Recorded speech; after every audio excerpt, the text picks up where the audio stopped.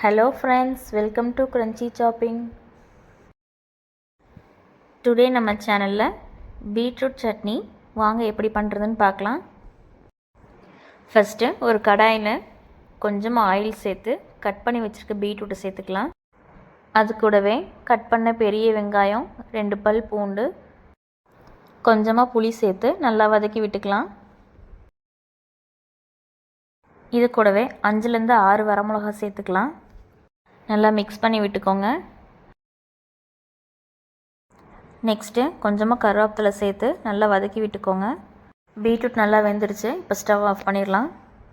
Next சட்னிக்கு கொஞ்சமாக தேங்காய் எடுத்துருக்கோம், அதையும் சேர்த்து நல்லா கொரகொரப்பாக அரைச்சி எடுத்துக்கலாம்.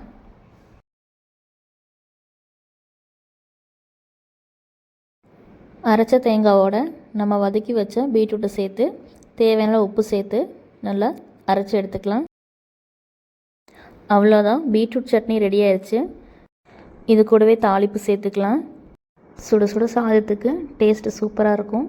ஊத்தாப்போ ரோஸ்ட்டுக்கும் டேஸ்ட் நல்லாயிருக்கும். ட்ரை பண்ணி பார்த்துட்டு எப்படி இருந்துச்சுன்னு கமெண்ட்ஸில் சொல்லுங்கள். வீடியோவை மறக்காமல் லைக் பண்ணுங்கள், சப்ஸ்கிரைப் பண்ணுங்கள், கமெண்ட் பண்ணுங்கள், ஷேர் பண்ணுங்கள்.